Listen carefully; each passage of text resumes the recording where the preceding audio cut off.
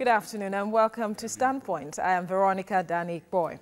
Now, according to the Gregorian calendar, the world will mark the beginning of a new year 2019 in 2 days' time, amidst high hopes and expectations.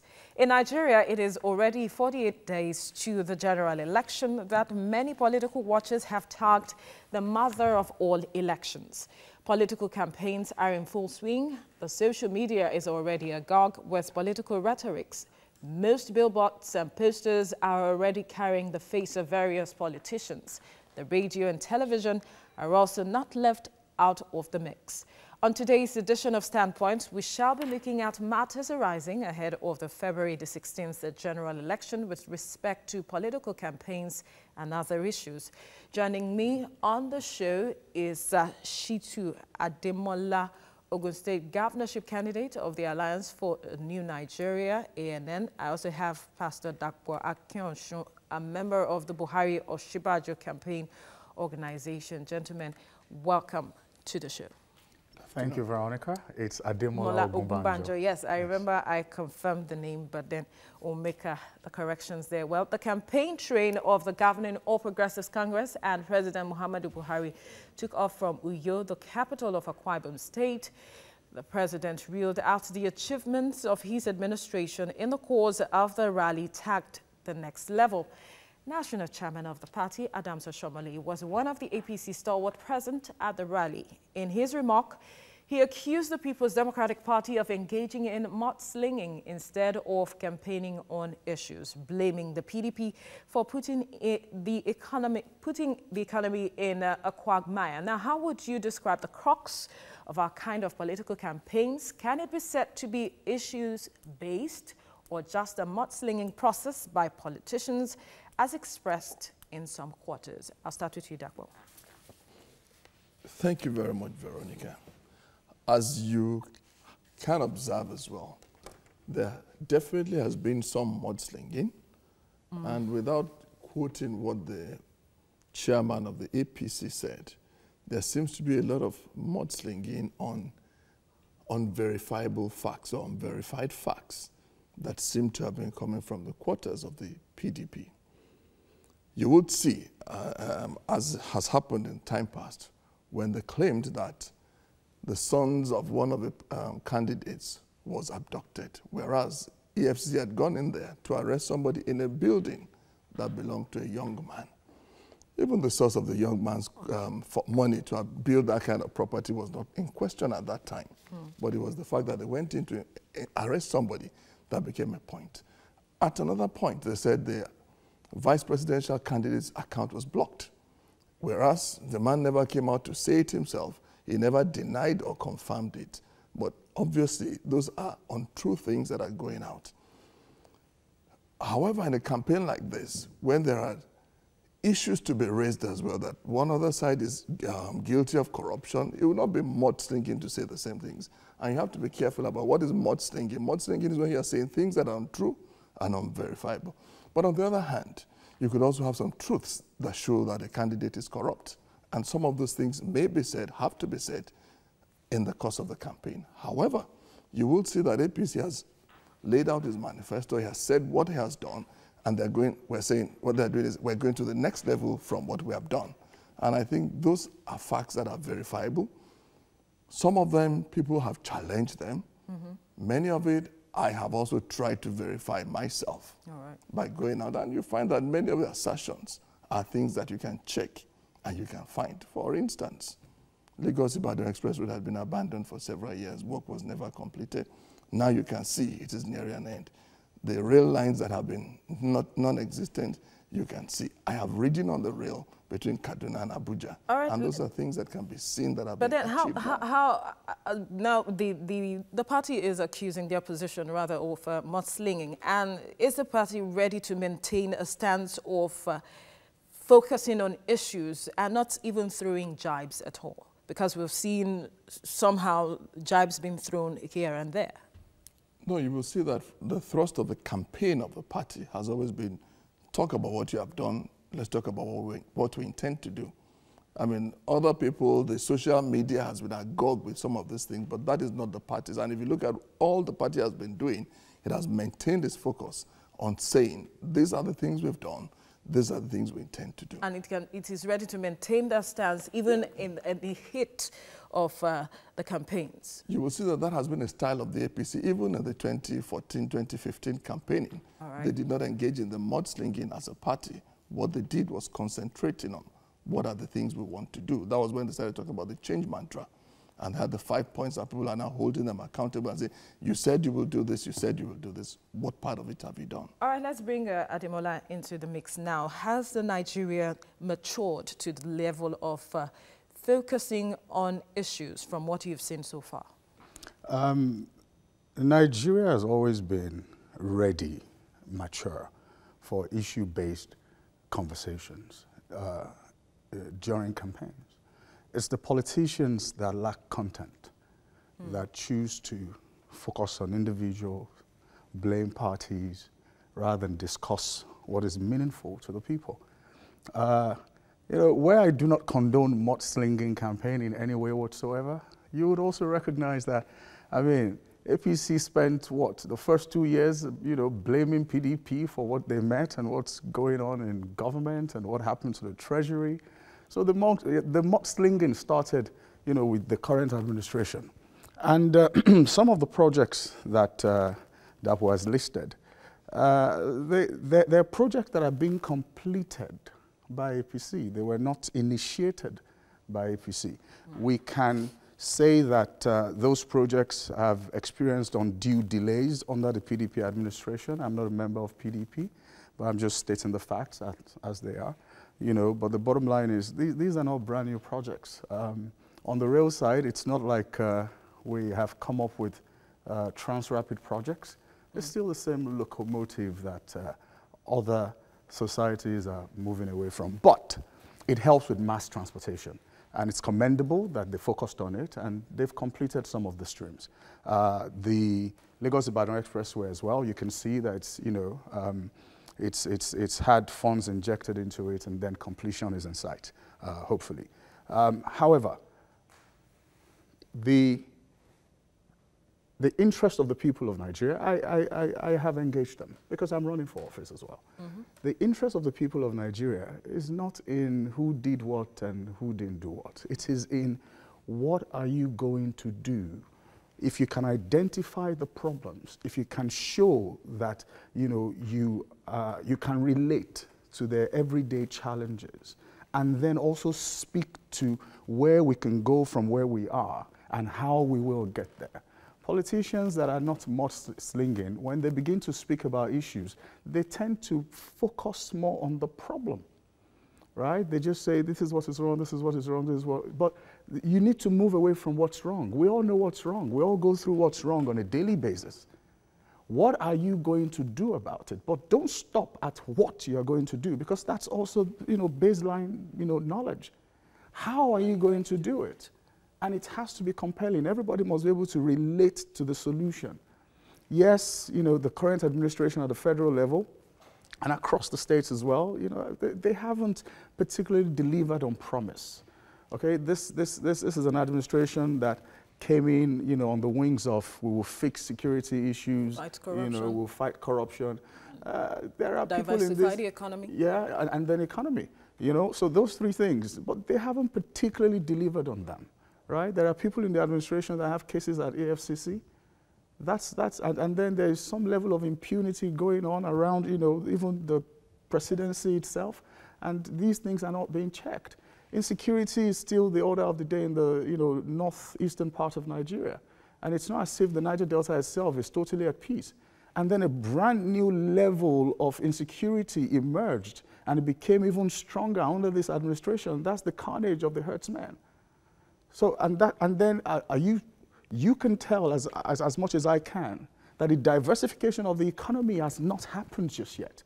You cannot diversify an economy that does not generate power, you know, 24 hours of the day. You have to start with that. Now, great mileage is being achieved in that regard. We must, you know, commend the efforts of the federal government through Babatunde Raji Fashola, but we need to do more.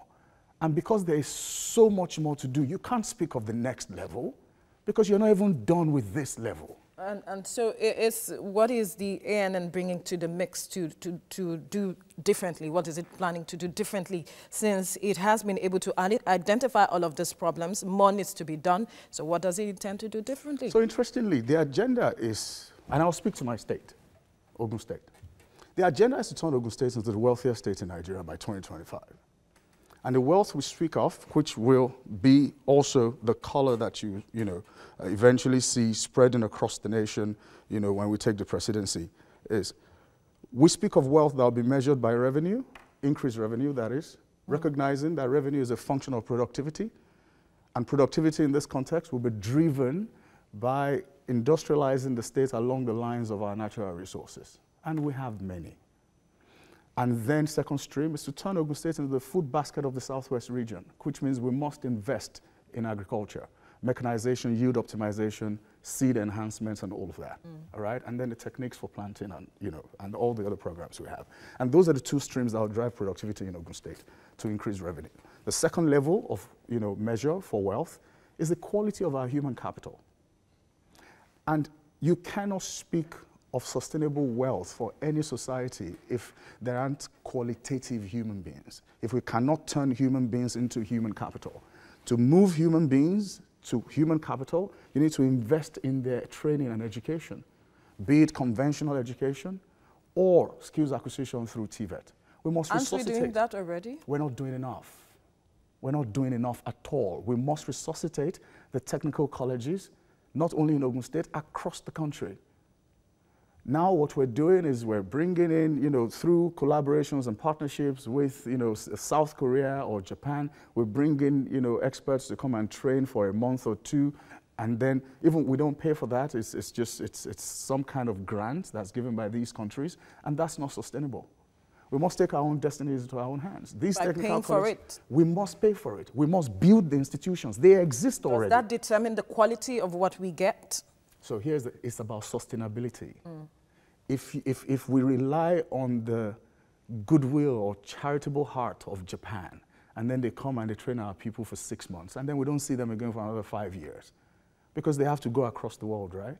That's not sustainable human capital development. We have to own these things. And I'm not talking about something we've not done before. We've always had technical colleges. We let them die.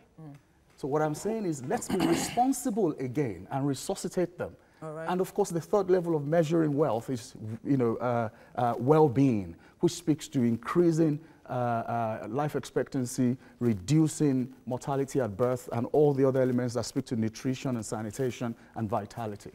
All right, I'm sure that Dakpo wants to react because he's been smiling, and so I would really like to know what his reactions to everything you have said. See, because when Demola started talking, yes, he says this administration has been talking about the things that went wrong in the administration before.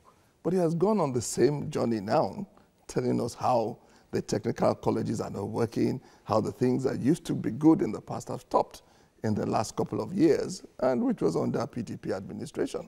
Because if we had 16 years of rule under PDP and everything had broken down, it is difficult to go forward and explain to people why you are not meeting the targets you have set if they don't understand what has gone wrong. You cannot go forward in life without taking account of history. Otherwise, you'll be falling all over yourself again.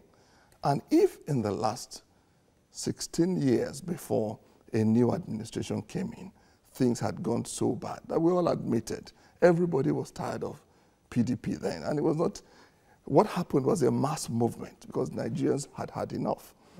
And the expectation was that when you come into office, everything would change overnight. And before because it seemed that was what the party was trying to portray, that would change this thing, especially when it came to the issue of power. In 6 months, we'll see a change. Definitely. But that didn't happen. Of course. I mean, everybody wants more power. We can see more power is available. However, the power had been privatized before they came in. The process of privatization was contractual. People had taken ownership of the discos. They had signed agreements for 5 years or more at the edge of coming in. So when you come in, you need to first study the agreements. Is it possible to break those agreements without any dire consequence? If you did that, they will say, oh, this government is breaching. And don't forget, as I said, government is a continuum. They came in and made a lot of projects that had been funded before. The monies had been stolen, and now they have to look for fresh funds. You also witnesses to how long it took the Senate to pass the budgets. Sometimes it took as much as 6, 7, 8 months before the budget was passed. And now if you want to do something and the budget is not passed by the Senate, you're hamstrung. And that was part of the battles. I mean, you were aware that some of the amounts of money that were even voted for this Lagos-Ibadan Expressway was cut down by the Senate. They said, we're not going to let you spend more than 10 billion. How can we spend 10 billion on a road that we need 200 billion to fix? But those are some of the issues that they had with the legislature. The legislature, as we all know, insisted that, well, unless, as had happened in time past, you came to consult or see us specially.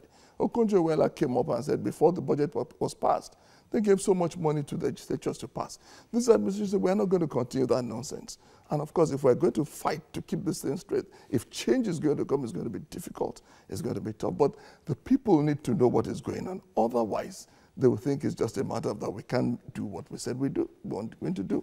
We have seen on the social interventions front, he says welfare of the people is important. This government has consistently shown that the welfare of the masses is what they're interested in. And they've been fighting for that under several schemes.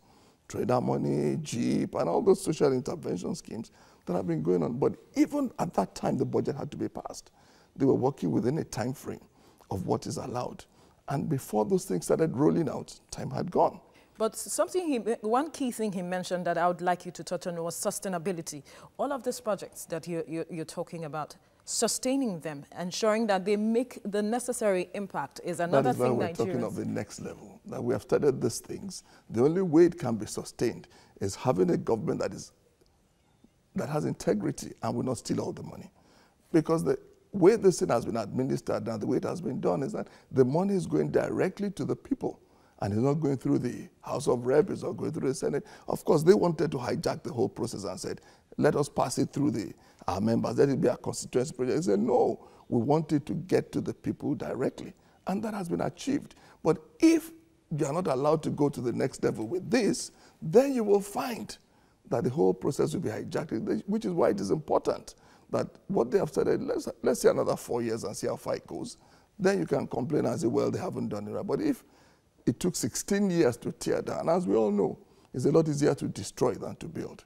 Can we ever do away with this narrative of having to talk about the 16 years?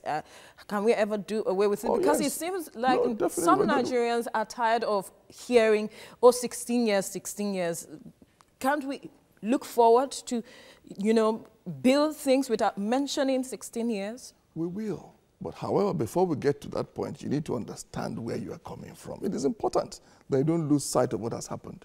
Otherwise, you will not be, because even if you don't stop talking about it, people who are going forward, people in the next generation will behave badly too. But if they realize that, look, there's going to be a consequence for bad behavior, then everybody's going to sit up, as you are seeing now, that is not the same kind of crazy government we were running before. And that is important. Okay, you want to react to something? Yes, please. Quickly?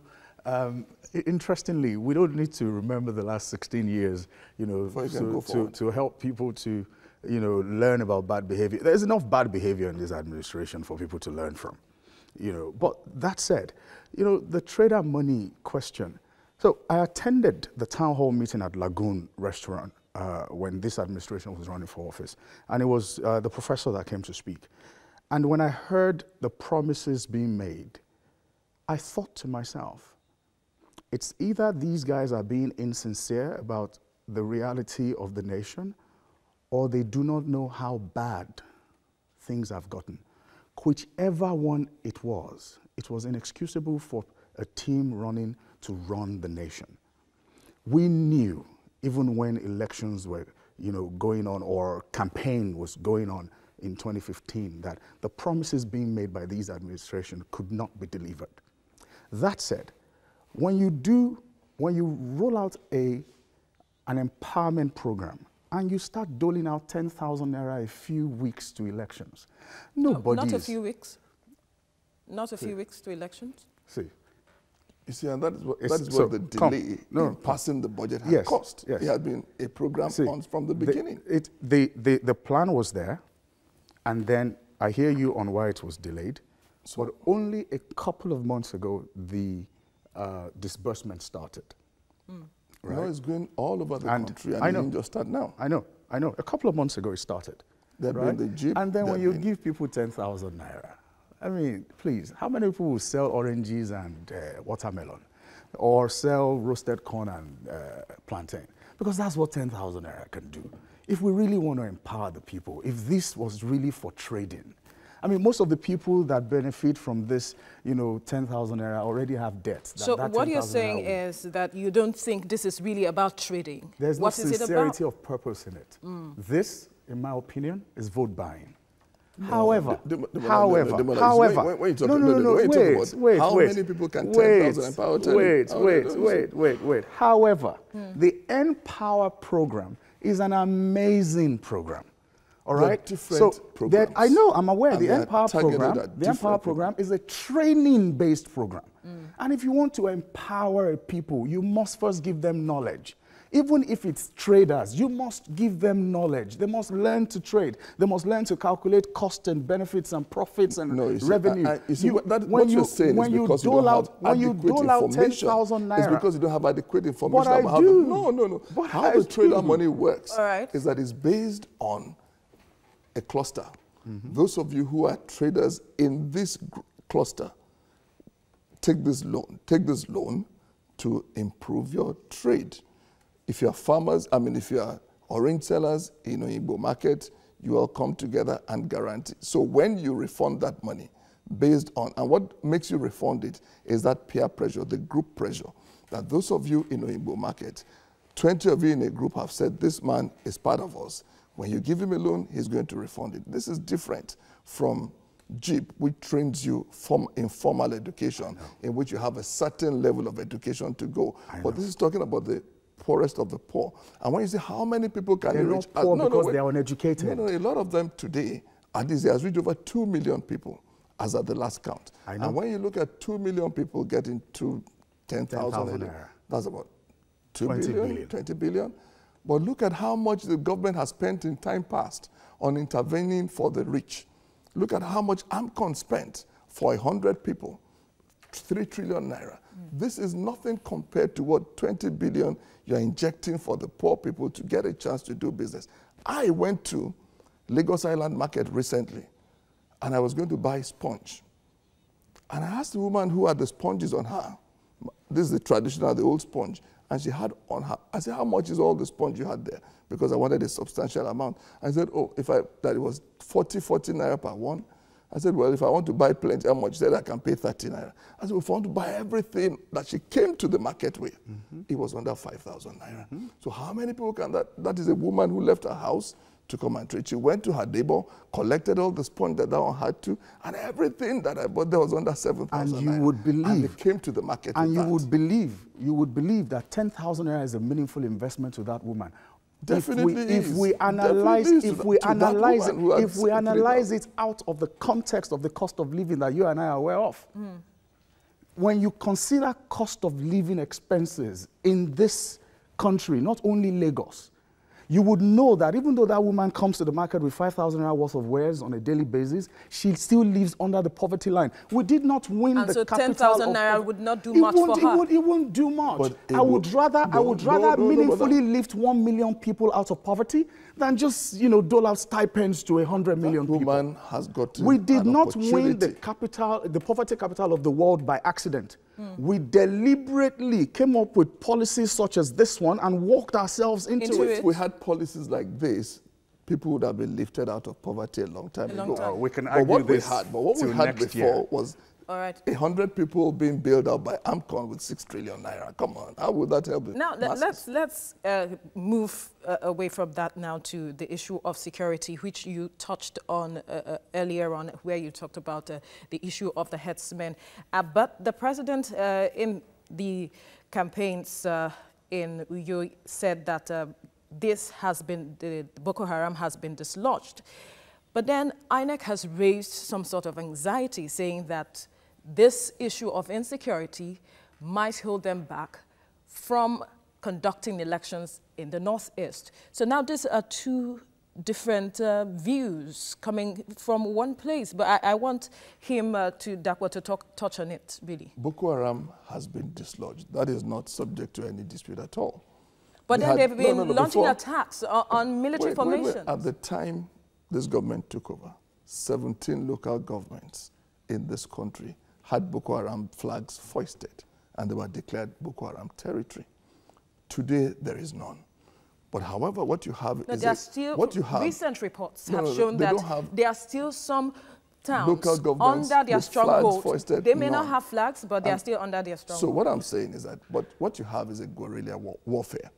Anywhere in the world where you have guerrilla tactics being used to fight a battle, you cannot totally eliminate somebody who wants to kill himself. For instance, I mean, even in Afghanistan till today, in spite of all the American warfare, Libya is there, Iraq is there as examples to show that this was never die out totally at a time until the people themselves are educated and freed from poverty. A recent report showed, the Emir of Kano yesterday I saw, said substantial parts of the north are poor, are occupied by poor people. Now, until those people are lifted from poverty, 5,000 naira means a lot. And we had the reports as well when some soldiers were captured under Boko Haram. Then they said they were given 5,000 naira to go and kill people. If you could just hold the thought, we have a caller on the line, Otto from Lagos. Welcome to the program. Go ahead with your contribution. Well, thank you very much. Nice to watch the 2019 elections voter rising discourse on TVC. Thank you. My question first is to Mr. Gubanjo, the ANN gubernatorial candidate. All right. I'd like to know his plan in raising the Human Capital Development Index in Ogun State, and also ensuring that Ogun becomes a real industrial hub that attracts more investments in the state. All right. Thank you. And then also for Mr. Dapo, how are they working to break down the next level documents in a way that people in the grassroots can understand what this administration has done to win more candidates? Because that's very important. Thank you very much. Thank you, Otto, for your contribution. Right, you can go ahead. We'll come to what he asked because somewhere it's written down here. All right, go ahead.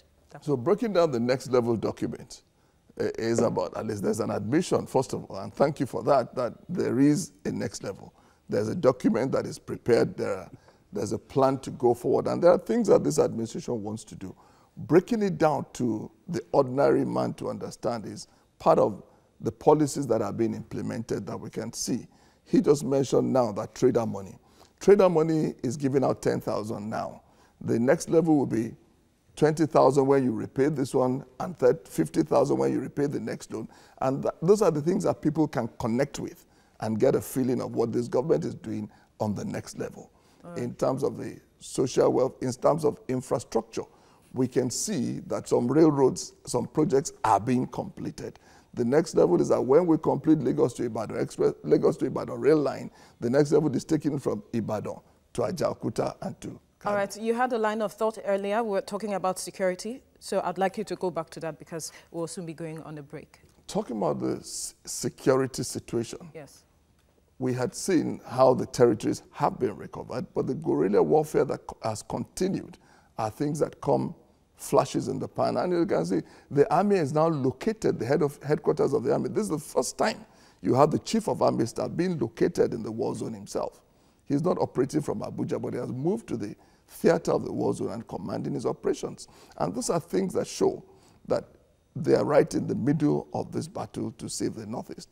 But as I said, when you have poor people who are ready to die for very cheap, it's a difficult war, and until their mindset, until they have a paradigm shift. And the only way they can get a paradigm shift is by these interventions of, instead of dying for 5,000, we can give you 10,000 naira to live for and go and do business. And that is the mindset that is going to change. So tell us how far the intervention, how well it's been going in that region, because like I said earlier, there are still pockets of attacks, especially on military formations. And one will wonder, is this really having as much impact as is required or desired? Don't forget that part of what the Boko Haram strategy has been disinformation and pushing out information that is not always correct. I mean, they say they have attacked military formations. I really don't have correct information of that. and I cannot say. But even if they did, it shows that those military formations are now in places and locations where they can go and attack them easily. They're not operating from Abuja. In time past, I mean, when I went to Abuja in 2015, 2016, all the major roads were barricaded for fear of Boko Haram coming into Abuja. You could not drive past NNPC, you could not drive past the Harbi headquarters in Abuja because everything was barricaded. But today you can drive up to the gates because they have been sufficiently pushed back and overrun. But that there will be flashes of it until the education is completely done. We cannot rule that out completely. It's going to be a continuing thing, as you can see all over the world. But as they empower the people, as people are getting more wealth, and that is what you are seeing, that in the north, business is starting again, roads are being built. Until those things come back, it's going to be difficult to stop the flashes totally. Because we have an election, before us, and if this is not really, if we say they are dislodged, INEC is saying that the fears of what is going on there, some persons might be disenfranchised. So how do you see this impacting the elections, Ademola? Well, have we done enough work, really? Absolutely not. We haven't done enough work. But I'm not one of those to say, oh, they've done nothing. No, they have done something. It's just that what has been done is not enough. And there will be people who will be disenfranchised. Fact. There's nothing we can do about that. And for those who have gone to the IDPs, they will be able to vote, but it's not like other parties are allowed to go to the IDPs to campaign. All right? Really? But we won't get into that. And then you've mentioned that. We need to clarify that. You can't just give half information as that and not give details. And then you hear stories about, oh no, people don't particularly stay at the IDPs. They just come to feed and then they disperse. So when you get there and you want to campaign, if you don't meet them, it's not because anybody's prevented you, it's because they came, they fed, they've dispersed. All right? Whatever the veracity of it is, I haven't been to see. All right? So this is just... so we can't read, you can't categorically say. I can't. Okay, however, very quickly, let me say, in this administration, more soldiers have died from Boko Haram incursion than did under the last administration. We may have removed flags, but we have not removed the threats. Well, and the agenda... I don't know where you get your statistics about the number of soldiers that have died. So I'll tell you what. You made a statement earlier. You said that the propaganda comes from Boko Haram. If wildlife could tell stories, if they could write, the stories would be different from that of the hunter, because the hunter's narrative is always of gallantry, right? But if we read what the wildlife has to write, we would hear about hunters who peed themselves when they saw a deer thinking it was a lion, okay?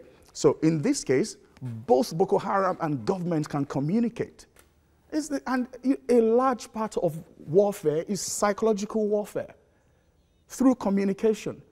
So if there's a claim in the news that a particular platoon or battalion's been attacked and maybe 80-something soldiers have died and maybe another 35 ran away or captured, if it's untrue, why are we not responding to let the people know what is true?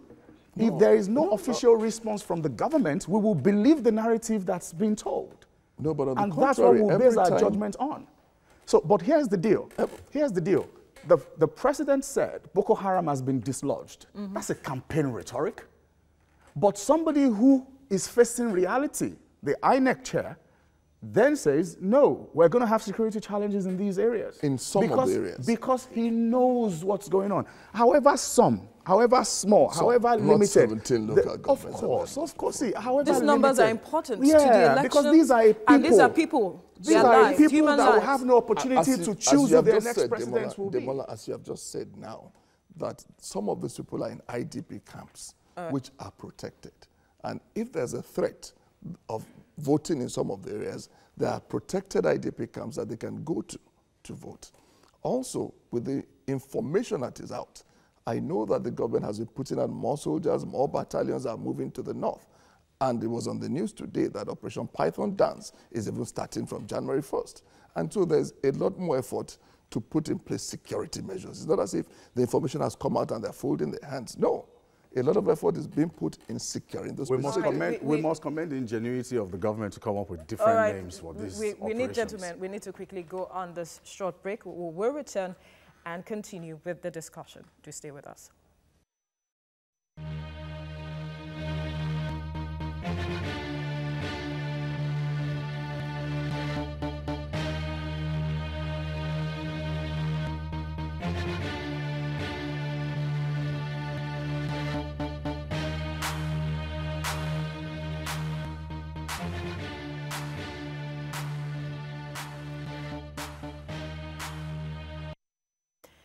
You're welcome. Yes, you're watching Standpoint. Now, what do you think must have influenced the APC's choice of kicking off its campaign from the South-South, and how do you think this will play out in the scheme of things ahead of the presidential poll?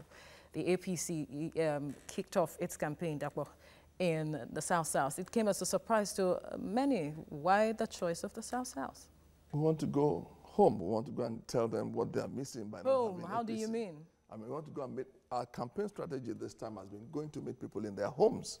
We've been going homes, meeting people. So let's go to the homes of those who don't have us yet as part of them. They don't understand what benefits they can get from APC. So we decided to go and meet them at home and let them know the benefits that we can bring to them. And what better place is there to start from the place where you are not understood or well accepted. And you think that the party has been able to sell itself such that the people can accept them, and that would determine what they deliver in February? You know, in law, we say res ipsa loquitur. You saw the crowd there yesterday. You saw the teeming numbers of people. I mean, I'm sure, you know, they would not have come out if they were not happy with us. That Really? is a clear mark of acceptance there. Does the crowd determine the level of acceptance for you, Ademola? No, not at all. And that one knows this, right? We all understand the concept of crowd buying and, you know, people showing up at rallies and conventions just for baseball caps and T-shirts, you know, and whatever takeaway pack has been put together. You know, so he knows. I'm not sure he's accepting. Taking Nigerians for granted. No, and I don't like that. Not. I'm He actually must have not. moved from just accepting cap, face yeah, caps and come on. T-shirts. Trust me. This is When not, I this is tell not a you PDP campaign, that you know, people will attend rallies just to pick one memorabilia or the other, or if there's a refreshment that's been packed and they can get, because the poverty is real. When we speak about, oh, the people are poor, when we look at this statistic and this thing about Nigeria becoming the poverty capital of the world, it's not a narrative that, you know, that we can just, you know, put on a shelf and say, no, it's real. When you engage the people, when you get on the streets, people are poor. When I go for meetings and we give them refreshments, mothers put their donut in their handbag. And I had one asked one day, why are you taking it away? And she said, this is dinner for my children. I'm not, you see, we can discuss politics and then make it flowery and then say nice things. People are indeed poor. We see this every day. That's why it's important to us that we don't engage governance from all this cosmetic, you know, no, we must engage governance from, you know, impact creation that will trickle down to the people who need it. You see, I'm amazed that Demola knows this and he's complaining. If people will take away just sausage roll and donuts, and you give them 10,000 to go and do a business, how can you then compare? I mean, come on. That is going showing home, that is giving no, that person a chance. going home, but I have told you, when you look at the 10,000 in the context of poverty, you will say you've done a lot. When you look at 10,000 naira in the context of cost of living, you will know you haven't done anything. But for a person who did not even have the dinner, impact, for a it's person about who could impact, not cosmetics. Who could not afford dinner, and you are now moving him to a place where he can now create his own business, go and buy and sell. Is that not a move towards empowering the person for life, rather than just for coming? Life, 10,000 naira. Rather than coming to a campaign just to come and collect a donut to go home, you can now go and buy something to do your own trade yourself. Before now, you didn't have that opportunity. Now, 2 million people at least have gotten that opportunity to start doing something different from just going to collect money. Let me ask Demola now. So Yes. what is the ANN going to do, perhaps I asked this earlier, to raise people from this poverty line that you've been hammering on? Great. So first of all, rather than argue about, you know, what 10,000 naira will do, we'll wait. We'll measure impact. Wait. All right? We'll But you should have a plan. No. I'm not talking about me. I'm addressing. Okay. We won't argue about it. Yeah. We'll just wait and measure the impact of this 10,000 naira in a few years, right? So moving on from there, to answer you directly, there are two sets of people that we need to empower, or maybe more than two, but basic categories. One, those who can still be educated, and they may have graduated, you know, from universities or polytechnics, but they probably graduated many years ago, haven't had a job, they ride Okada, and some of them don't even get the opportunity to do so, all right? We need to retrain these people. It's why I speak of education in this context. And you notice I haven't spoken about schools, because schools and education are two separate things entirely. The agenda is to educate the people. Education empowers the people. And if it's conventional education, it means we must invest in conventional education, infrastructure of learning, tools of learning, human capital in learning, that is teachers, lecturers, school administrators, and then try to influence curricula to ensure that we're not training these students for the past, but the future. Because there are certain jobs that will no longer be relevant in the very near future. And when you look at our curricula, you will recognize that we're still training people for the past. It's why they can't compete. It's why they can't get jobs. I'm a human capital management expert. I do it for an oil and gas company. And I see graduates from Nigerian universities every day that are not employable, that for you to engage them, you have to retrain them. And what I'm saying is we must focus on the institution that churns out these people, and then they end up not being able to get employment. That's on one hand. On the other hand, for those who have already graduated, or those who didn't even go into universities, we must engage a skills acquisition program that is robust and sustainable. Good quality skills acquisition program through TVET. And I'm not just saying what I do not know. I am the vice chairman of the industry advisory team of the Lagos State Vocational Education Board. So, what that does is to plug the industry into the institutions so that the institutions can train people for the needs of the industry. It's very, what I'm saying is verifiable. Now, and that's what we intend to do on the one hand in Ogun State. On the other hand, because everybody can't go to school, when I met with the Iyalojas and the Iyalajes in the Jebuland, they said something to me. We want money for trade. We want money for those who want to start trade afresh. And we want money for those who are already in trade, but because of how much they dip into it, they can't grow, so that they can expand their business. But most importantly, they spoke to me about capacity building. They know that they need training. Everybody needs training. We must engage empowerment from the angle of training first, before we provide funding. So you are still going to provide funding? Absolutely. So what are you looking at? Not 10,000 naira, Definitely right? not 10,000 naira. You must fund in context. You must fund per trade. When I train you to be a cameraman, I can't give you 10,000 naira. What camera are you going to buy with that? But now you're looking at traders. Yes, that's why, you see, we must fund in context. So when we train people who are sellers of fruits, right? And then we look at, okay, what are the issues around their trade? Is there waste? Why is there waste? Oh, there's no preservation. And then when we train you, so you're looking at food banks? Yes. So we must do, whatever we do must have impact. It can't be just for campaign and cosmetics. It must mean something. That's why I said we must fund in context. It's not about doling out 10,000 naira. To some, we may give 2 million. To some, we may give 25. It is what your trade requires. That's how you make impact. And that's why I said earlier that I would rather empower 100,000 people. How sustainable is this when you are going to be giving some persons 2 million? How many people are you going to impact with all of these monies that you're talking about? That's why I said I would rather empower 100,000 people meaningfully than cosmetically affect 2 million people. It's about sustainability. It's about ensuring that they don't fall back into poverty. With 10,000 naira, it's only a matter of time before you fall back into poverty. You think interventions as little as that is not important? Because even in America, the richest, so to speak, country or society still has social interventions. Yes. No, it's not enough. It must be done in context. You see, thankfully, when what you're just saying you will do is exactly what the federal government is doing in different levels. And I'll tell you, all right, okay. You just spoke about training. That is what you spoke about. Empower. Yes, I did. Empower is training people and funding them according to the level of business they're doing. We must do it in trade as well. Do you understand what I'm saying now? We're saying the same thing now. That look, Empower is there. Some people are trained as bricklayers, some are trained as farmers, and this is the largest we've seen anywhere in the world. 500,000 people have been trained and employed under Empower scheme, and it is going. It is growing. And that's the first phase. That is the first phase. Now, that is for those who are educated, those who are graduates and can go. And the other level which I've spoken about is also empowering the lower levels. There's also the JIP, which is meant for mechanics and artisans that are also being given up to 100,000 naira. And so this has been graduated depending on the level you are in the society and the level of what you can manage.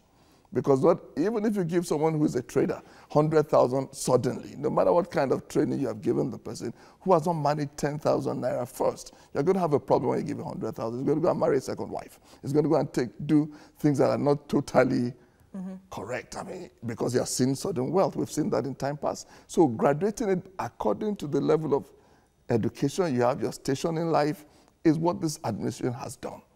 And you are confirming that. So that is what you want to do in Ogun State as well. Fantastic. Just follow this administration and you're going to get there. There's no other way to get there. Come. You have to agree with that. We're doing these things already. Come on. I hear you, right? But I'm certain you understand exactly what it is I'm telling you. Right? But, you know, we need to win for the parties, right? So I'll let you score that point. All right, Ademola, you've mentioned a lot of things, and I'm wondering, how is this going to grow the IGR, like the question Otto asked earlier, for your state? Or how do you intend to generate revenue for the state? So interestingly, I had said that we will measure our wealth, you know, using the following indices: revenue, human capital, quality, and then well-being. And then I said to you that recognizing that revenue is a function of productivity, and the productivity in this context, one of which, you know, speaks to Otto's specific question about industrialization, is industrializing Ogun State along the lines of our natural resources, and then the next one being turning Ogun State into the food basket of the Southwest region.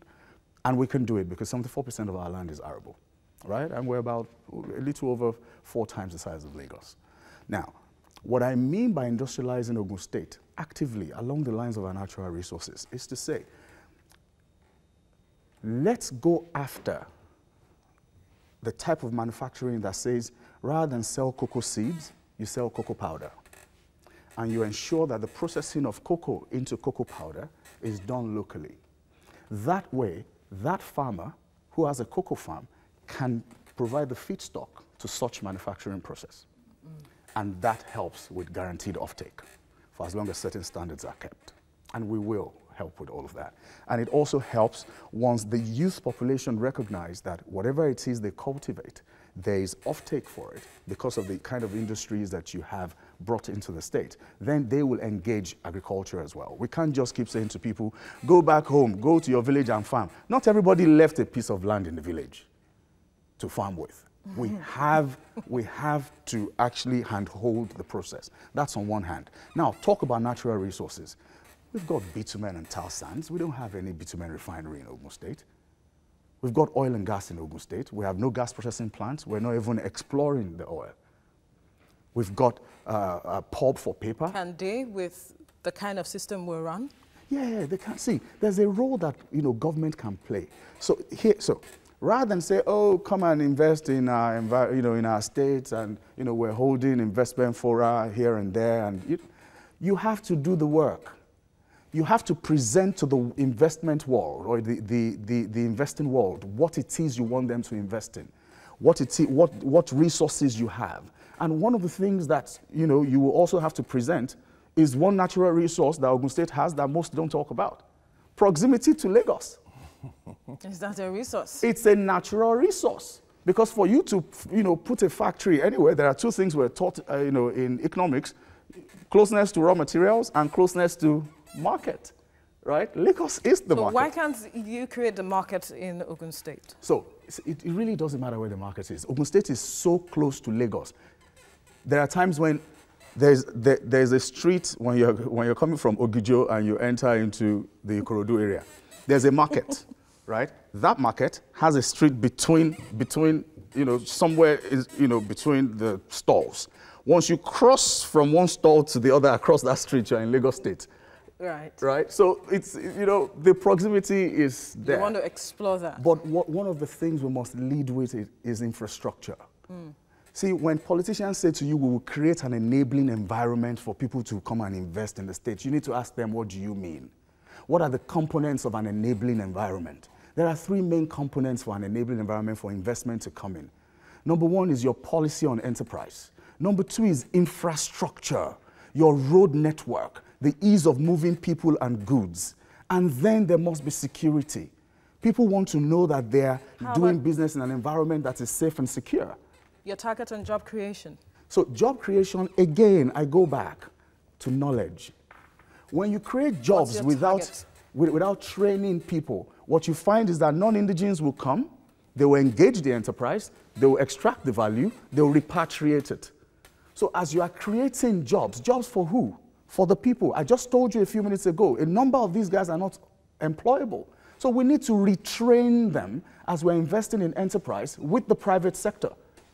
And then our own people can engage the enterprise that's being created, and then value can be retained within Ogun State so that we can create a local economy.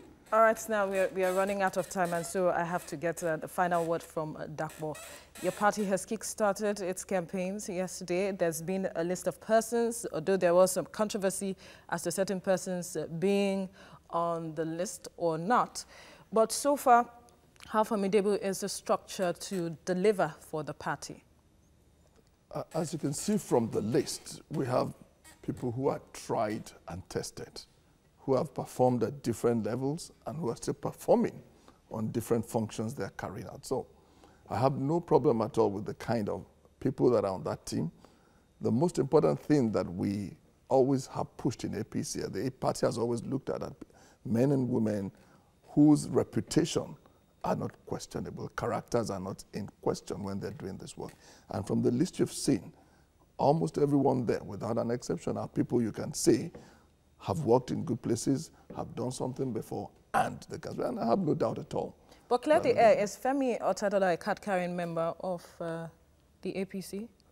I'm not sure they were looking for card-carrying members of APC only to do the work. What they're looking at, men and women who are friends, who are related to this administration and are willing to support this administration. If you can see something good and you want to support it, well, you're welcome to work with us. As long as you're a person who's ready, who can deliver and has been shown to deliver, we'll work with you.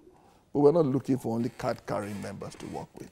Because that's some sort of created some sort of controversy, wondering how these people who are not, even Femi Adesina, when he came to talk about Aliko Dangote not being part of the list, he's saying that how can card-carrying members cannot be a part of such list. So I'm wondering now, what he said is different from a report that we got. I do know, and I'm sure they will agree with me, that many people who support you don't necessarily have to be a member of your party. But I believe in you, I believe in what you're doing, and I want to be a part of it. And you're welcome to work with us.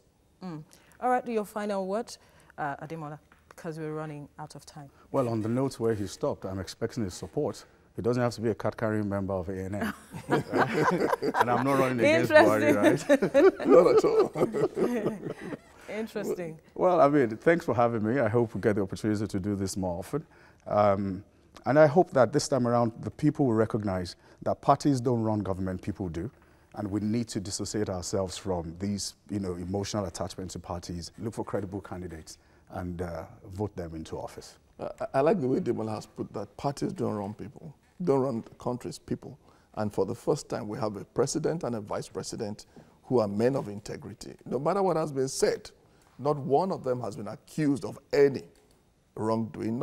Either of them have shown that it is possible to run this country and not amass money for yourself. And irrespective of the things that go around, of course, there are Nigerians. You can't change Nigeria. He talks about education, of a paradigm shift, until all Nigerians come to that point where they say, we want to serve selflessly. You're not going to end corruption in Nigeria overnight. But if the people at the top can show that we can run this country transparently, they are the first set of people who ever declared their assets. They have not acquired any private universities in their administration. They've not built any churches or mosques in their schools. Mudslinging. Mudslinging. No, those are facts that are verifiable, not mudslinging. Those are things that you can see that this administration has shown consistently that we're people of integrity, we're here to take care of the masses, and not just about enriching ourselves. And I think if only Nigerians will look at these facts alone, it's enough to say 4 + 4, carry on. All right, gentlemen, thank you for coming on the program. Thank you, Veronica. And well, that's our package on today's edition of Standpoint. Thank you so much for watching. You can watch the repeat broadcast of this edition tomorrow by 7 a.m. I'm Veronica Danik Boy. Enjoy your weekend.